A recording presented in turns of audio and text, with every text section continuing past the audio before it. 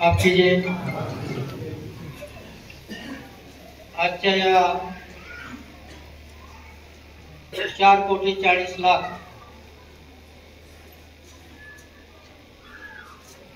च्या भूमिपूजनाचा कार्यक्रम या ठिकाणी संपन्न होत आहे।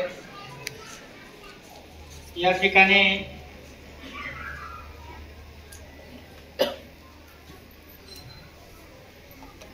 बाबांच्या समोर मला जरा बोलायला हिंमत होत नाही। मी कधीही बाबांच्या समोर बोललेलो नाही। पूजनीय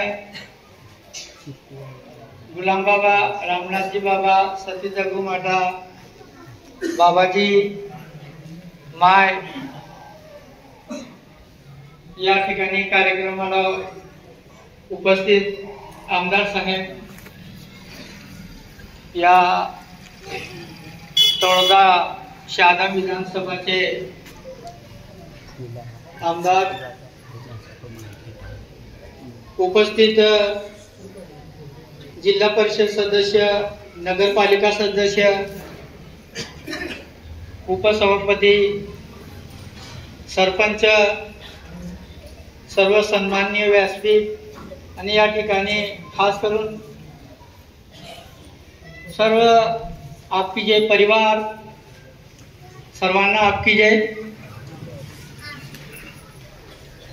खरं तर जो इतिहास होता बाबांचा आपल्या सर्वांना माहिती आहे, पण आता सरांनी भी तो इतिहास आपल्या समोर मांडला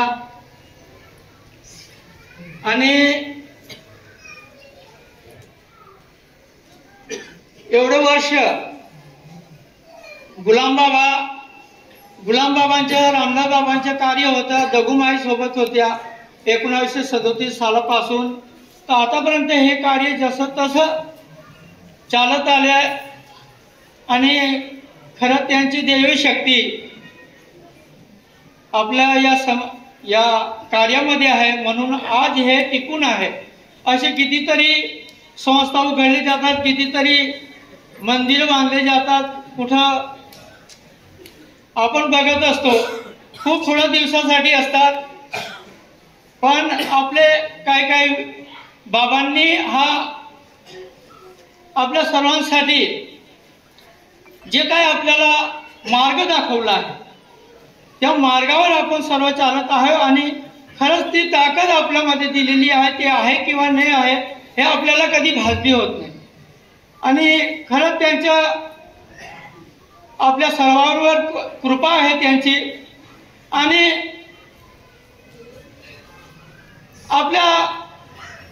आपल्याला सांभाळणारे हे बाबाजी या ठिकाणी तयार आहेत आणि त्यांनी हे सर्व आपल्याला खूप चांगल्या मार्गावर लावून ठेवलं आणि बाबांचीच कृपेमुळे आपण बी टिकून आहेत, हे एवढं नक्कीच आहे। आणि हे सर्व करत असताना बाबाजींना किती त्रास सहन करावा लागला असेल। या ठिकाणी आपण बघतो गुलाम बाबा, रामनाथजी बाबा, दगू माता यांनी जे बी काय ब्रिटिश शासनाच्या वेळेला आपल्या समाजाला एकत्र करून आपल्या सर्वांना एकत्र केलं आणि त्याच्यानंतर जो काय आपल्या सर्वांना व्यवस्था करण्यासाठी बाबाजींनी खूप एवढे वर्षापर्यंत आपली व्यवस्था करत राहिले। या ठिकाणी आपल्याला राहण्यासाठी काही सोय नव्हती, छोटस लहान घर, कारण गुलाम बाबा, रामदास बाबांच्या वेळेस तर 1.25 लाखापर्यंत सोमवारच्या दिवशी सुद्धा अशी नोंद आहे, 1.25 लाखपर्यंत समाज येत होता। हे जो काय गुलाम बाबांचं घर आहे आणि ही जी काय गल्ली आहे त्या गल्लीमध्ये एक बी घर नव्हतं त्यावेळेस, असं आम्हाला बाबाजी सांगतात किंवा आपले जे काही बुजुर्ग आहेत ते सर्व सांगत होते। आणि इथं सर्व समाज त्यावेळेस बसत असायचा आणि बाकी त्या गावाच्या बाजूला आंबेवाडी असायची, त्या ठिकाणी लोक यायचे, खूप दूर दूरहून पायी यायचे लोक आणि तिथं आल्यानंतर तिकडे जेवण बी असायचं, त्यांचं स्वतः बी बनवून घ्यायचे आणि बाबांच्या दर्शनासाठी एवढं लोक येत होते. ही गुलाम ट्रेनचं नाव आता दादांनी उल्लेख केला. या गुलाम ट्रेन मधून सुद्धा लोक पायी येत होते. ही गुलाम ट्रेन काय काय ठिकाणी गुलामांची ट्रेन असं काय काय नाव होतं. पण आपल्याकडे एक पुस्तक आहे 1937 सालापासूनचं. त्या पुस्तकामध्ये स्पष्टपणे हे वाक्य लिहिलेले आहे की गुलाम ट्रेन ही गुलाम महाराजांनी च्या नावावर होती, असं त्या पुस्तकामध्ये सुद्धा या ठिकाणी नोंद आहे. इतिहास खूप मोठा आहे बाबांचा, आपल्या सर्वांनाच माहिती आहे.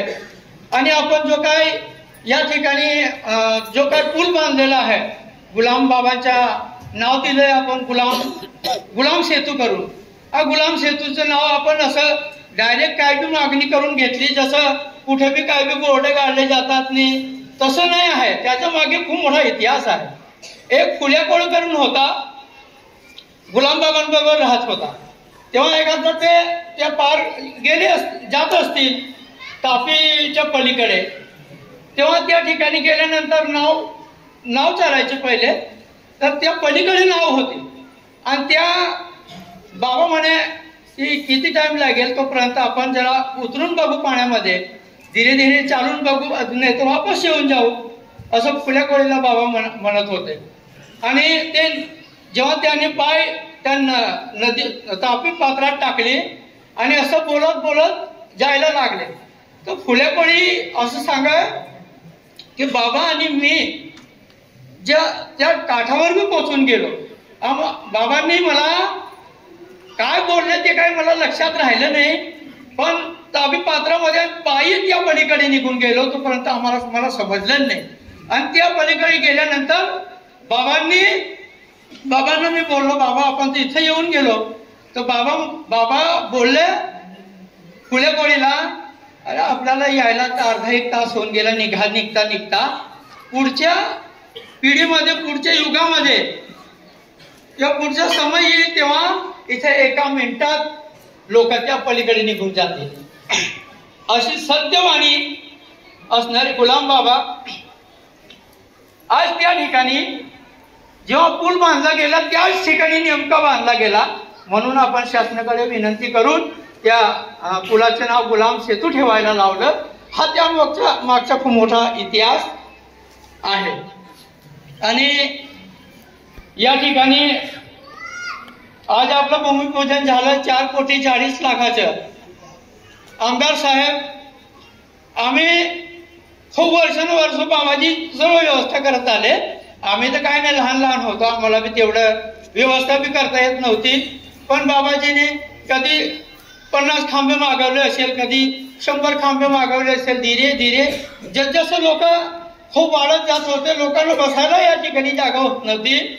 आणि त्यावेळेला बाबाजी आणि सर्व व्यवस्था करत होते. या ठिकाणी जेवणाची व्यवस्था करत असताना आपले जे काही कारभारी लोक होते त्यांनी बी खूप मोठी मदत केली होती त्यावेळेस. आणि आतापर्यंत सर्वांना भजन कीर्तन त्या मार्गावरती बाबांनी आणून ठेवला. आणि बाबांचा खूप मोठा आशीर्वाद या ठिकाणी समाजावर आहे आणि तो राहणारच आहे. या ठिकाणी आमदार साहेबांनी जे काही 4,40,00,000 या ठिकाणी हॉल बांधण्यासाठी किंवा गावातला विकास करण्यासाठी आणलेला आहे. आम्ही खूप वर्षापासून प्रयत्न करत होतो, पण आम्हाला त्या गोष्ट म्हणजे यशच येत नव्हतं आम्हाला. आम्ही या ठिकाणी खूप मंत्री येऊन गेले, खूप पुढारी येऊन गेले, पण आजपर्यंत असं काम कोणीच करून दाखवलं. आम्ही खूप ठिकाणी मागण्या केला, खूप इस्टिमेट पाठवले, कागदपत्र पाठवले, पण काय माहिती तिथं काय कोणती चावी लागत असेल ती आमदार साहेबांकडे होती आणि त्यांनी ती चावी लावून काढून आणले. कसं तरी आणलं असेल त्यांना माहिती. पण खूप चांगलं या समाजाची व्यवस्था खूप महत्वाची होती. आणि शेवट आम्ही असा समाज मिळून सर्वांनी असं विचारात धरलं की आपण बाबाजी खूप मेहनत केली, बाबाजींनी व्यवस्था तर करायची, पण राहायची व्यवस्था ती सुद्धा करायची. आणि बाबाजी आता सुद्धा बोलतायत तुमची व्यवस्था ही अजून बी काहीच नाही आहे, तुम्हाला हे शेत दिसतात, तिथं हे शेताच्या पलीकडे सुद्धा तुम्हाला जर तुम्ही व्यवस्थेला व्यवस्थित लागून जाणार, व्यवस्था व्यवस्थित करणार, समाजाची व्यवस्था जर तुम्ही व्यवस्थित करणार तर तुम्हाला ही जागा सुद्धा कमी पडेल. आणि आम्ही बाबाजींना विचारत राहायचो, बा हे लोक वाढणार आहे ते केव्हा वाढतील असं आम्ही विचारत होतो बाबाजी. बाबाजी म्हणत तुम्ही यांची व्यवस्था करून दाखवा पाहिजे. ज्या दिवशी मला विश्वास बसून गेला की तुम्ही पूर्ण ही व्यवस्था करून घेणार, त्या दिवशीच गर्दी कमी नाही होणार, खूप वाढत राहील, गर्दीच खूप राहणार आहे या ठिकाणी. कारण आपल्यामध्ये जे गुलाम बाबा, रामनाथजी बाबा, दगुमाता आणि बाबाजी खास करून आपल्यासाठी आले, आपली व्यवस्था करण्यासाठी आले आणि आपल्याला सामान्यासाठी आले. याच्या नंतर कोण व्यवस्था करेल, कोण सांभाळेल हे आपण सुद्धा सांगू शकत नाही. पण आपल्या सर्वांनाच माझी विनंती राहील की आपण सर्वांनी या ठिकाणी बाबाजींवर विश्वास ठेवून आतापर्यंत चालत आलेले आणि यापुढे सुद्धा आपण चाललं पाहिजे. या ठिकाणी जे काय आमदार साहेबांनी लक्षवेधी कार्यक्रम मध्ये सुद्धा त्या रावला पाणीच्या उद्देशात आपण आता जे रावला पाणीच्या त्यांच्या मागणी ऐकली की त्या ठिकाणी सुद्धा आपले पूर्वज गोळीबार झाला, त्या ठिकाणी हातपाय झालेली आहे. या ठिकाणी सुद्धा आपल्याला स्मारक सारखं उभं करायला पाहिजे तिथं आणि व्यवस्था व्हायला पाहिजे. तिथं 250 कोटी मंजूर तर केले, पण एवढं धीमी गतीने काम चालू आहे तर खूप म्हणजे 3-4 वर्ष होऊन चालले ते कामाने पुरं होणार अशी परिस्थिती आहे. म्हणून आमदार साहेबांनाच माझी विनंती आहे, त्यांनी कुठेतरी धक्का मारून ते थोडंसं पुढे घेऊन जायला पाहिजे आणि तिथपर्यंत रस्ता सुद्धा करून देणार तर खूपच चांगलं होईल, सर्वांची व्यवस्था होईल. आणि जे काही पाठ्यपुस्तक पुस्तकांमध्ये साहेबांनी नोंद करायला त्या ठिकाणी विधानसभेमध्ये सांगितलं आहे. माझी साहेबांना एक विनंती आहे, 1937 सालाचं जे पुस्तक आहे त्या पुस्तकामध्ये आम्ही वाचतो, त्याच्यात गुलाम महाराज आणि रामदास बाबा दगुमाता यांनी सांगितलं आहे हे मोरवटचं रंजनपूर एक दिवशी बनणार आहे. आता ते कोणाच्या भाग्यामध्ये आहे हे तर आपण पाहूनच घेतलेले आहे. कारण असं काम करणारे फक्त आमदार साहेब एकमेव व्यक्ती आहे. आम्हाला विश्वास आहे, कारण 1937 पुस्तकामध्ये ते लिहिलेलं आहे की आपण वाचतो, मोठा मोठा लोके तुम्हा सुख दुःखच्या हवे भजन मध्ये सुद्धा आपण म्हणतो. आणि गुलाम बाबा या ठिकाणी मोरवटचं रंजनपूर होणार हे सुद्धा आपण त्या ठिकाणी वाचत असतो. आणि खरोखर साहेब तुम्ही जर पुढे खरोखर असा प्रश्न विधानसभेमध्ये मांडून आणि ही एवढं जर काम झालं तर आपला परिवार तुमच्या ऋणी राहील. सर्व हा परिवार अगदी परिवार आमची सर्वांची इच्छा आहे की आपण पुढे केव्हा तरी खूप लवकरात लवकर मंत्री बनून यावं आणि या ठिकाणी सर्व समाजाची व्यवस्था करावी. आप परिवाराकडे खास करून रंजनपूरकडे साहेबांचं खूप मोठं लक्ष आहे. सर्व ठिकाणी सर्व नेते मंडळी सर्व फिरून गेले, तुम्हाला आपल्या सर्वांना माहिती आहे. पण खरोखर काम करणारे आणि एक आहे आपले अनिल पाटील साहेब जे पालकमंत्री आज येऊ शकले नाही, ते पालकमंत्र्यांनी सुद्धा तिथून मेसेज टाकला आहे की माझ्याकडून काय लागत असेल तर तुम्ही ताबडतोब इस्टिमेट बनवा, मी रंजनपूरला जेवढा लागेल तेवढा निधी द्यायला तयार आहे.